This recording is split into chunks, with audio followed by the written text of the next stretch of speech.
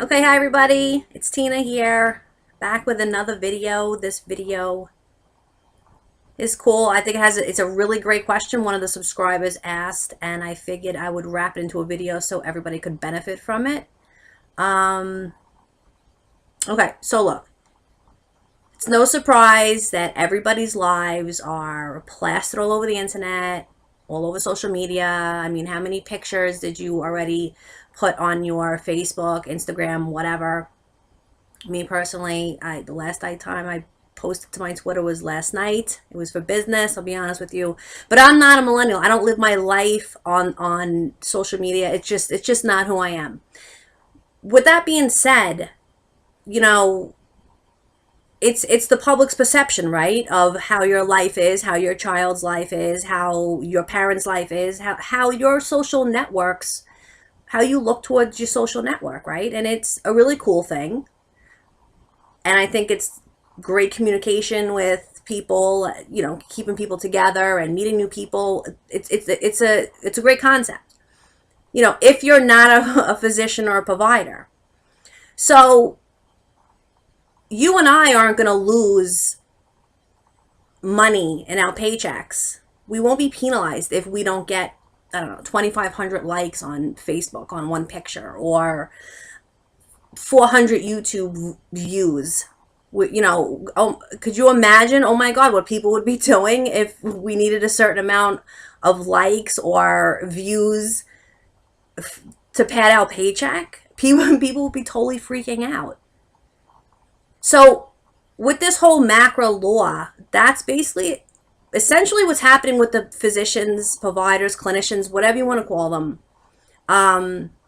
They're going to lose money if they don't get high scores. And the question that the subscriber had, and the whole point of this video, is why, if I am the CEO of a healthcare system or a CFO or the owner of a health plan, why do I care if my employed physicians, clinicians get high MIPS scores or not? What does it have to do with me? Well, I'm going to tell you what it has to do with you. It has everything to do with you. Because they feel that the provider is going to get the 4%, right? Okay, yes, essentially, but this is how it's going to affect your bottom line. Okay, so the video's on provider organizations, healthcare systems, health plans. Why do they need to care about their employed physician scores? Okay, so it's what I just said. It's the same thing in healthcare. It's public reputation. It's your it's the reputation of your hospital or urgent care center or whatever. I'm just going to use hospital just for the sake of not naming a whole list of health systems. Public reputation is why you have to care. It is everything. It is everything. And the reason why it's everything is because, if I didn't have an illustration, it wouldn't be me, right? But I feel like the visuals help because this is so super complex. You have no idea the layers and the tricks and the loopholes that are in this law. So anyway, I just feel like the illustrations help. So this is what I'm trying to say. So hospital A, you see, is lonesome and, not thriving at all, not vibrant. And here are their employees, their physicians, and here are their scores: 7, 20, 12, 8, 10, 3. Those are very poor MIPS scores, okay? That is not what you want from your employees. I'm going to tell you that right now, Mr. and Mrs. CEO. You do not want that. Okay. And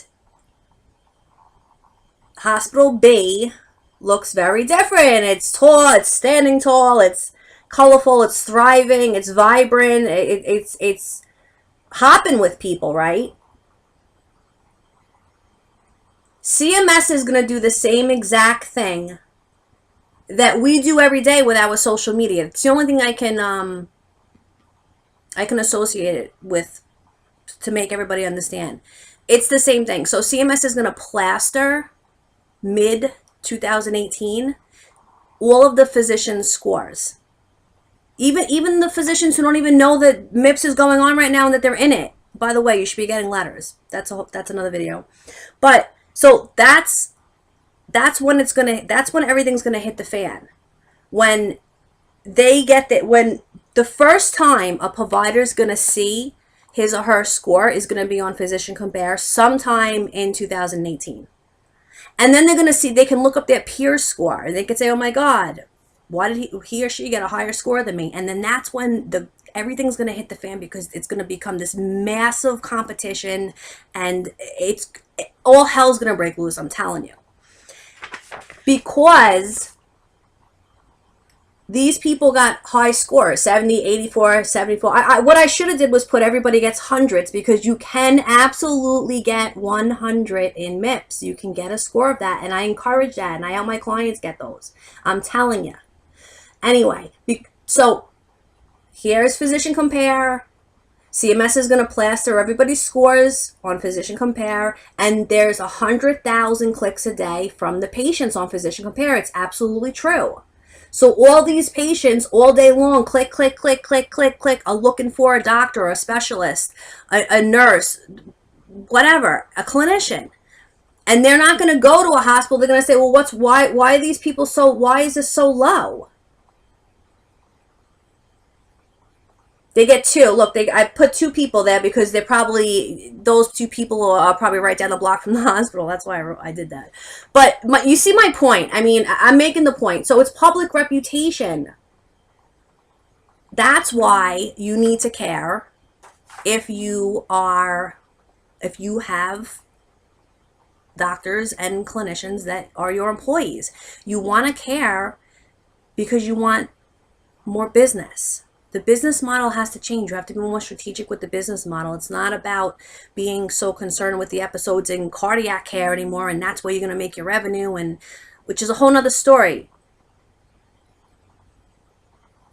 You want to have a good reputation because everybody and their mother's all over the internet. They're all over the internet.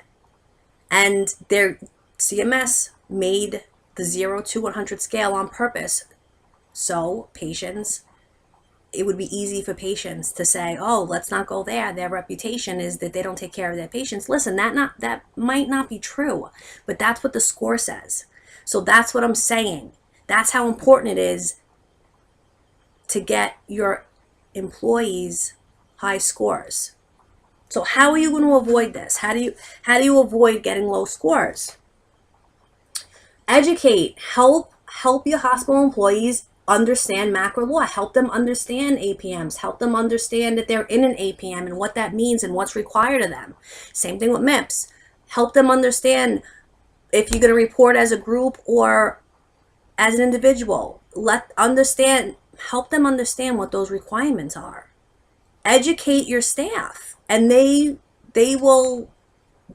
come through. And here's another little tip.